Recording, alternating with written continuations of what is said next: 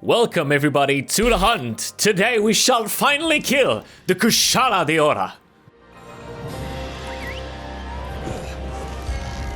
The reason why I'm so happy today is because I hate Kushala Daora. I don't know a single person who does not hate Kushala Daora. This thing sucks so fucking much.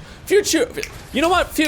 Future Ollie, pull up the tier list from the Lavasion video, and there was one reason why I said that Lavasion was not the worst monster in the entire game.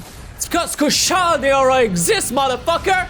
He's so bad. He's so garbage of a fight.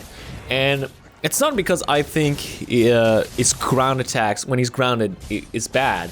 It's because of two things mainly. One is airborne strategies, and two is wind aura. So if nobody knows how Kushala Daora works, I'll tell you, is that he's a pretty straightforward monster when it comes to attack, outside of maybe he's like a wind blast attack and his tornado stuff. That's kind of neat. However, mastering version's a little bit of a bitch, but that's I hate the man. I hate when there's just one additional moveset that just makes the monster more annoying in master rank than it is in normal high rank, but that's another issue altogether. So the wind aura, how it works is that he can generate an aura around itself that can basically push away any melee user that's within a certain range. And considering that I'm a Dual Blades main, I have to go through the shortest distance possible.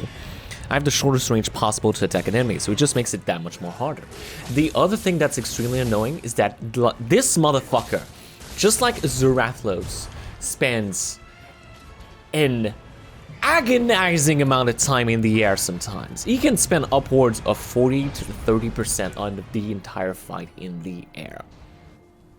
30% to 40% downtime, where you have to both evade and heal and buff and play defensive without dealing any kind of damage, slows down the fight dramatically.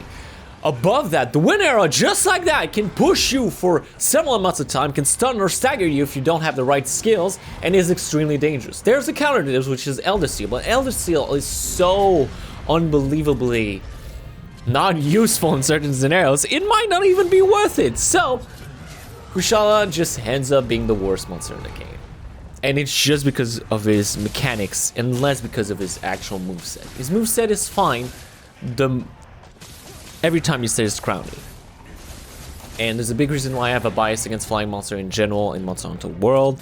It's because of the fact that if they're flying, you have constant downtime as a melee user, which, by the way, that's 11 out of the 14 available weapons in the game. As you can see, I have a generally, okay, that one doesn't count, but I have a pretty generally good understanding of how Kushala works. And as you can see, and you can see online, if you want specific builds to take on Kushala, there are hundreds and hundreds of videos to see how you can take out the trash, because this thing just unbelievably sucks. Outside of that, for when it comes to naked challenge, he's fairly easy as long as he's on the ground. The moment he stares at a bone is where the challenge gets a little more difficult. I was very lucky during this fight. If you see the head break after you focus the head, that means that his health boost up is below 25%, so you're nearly the hunt and you can just go ham during that section. Other than that, that was Kushala Daora, the objectively worst monster in the game and amongst the entirety of the community. We'll see you all in the next hunt.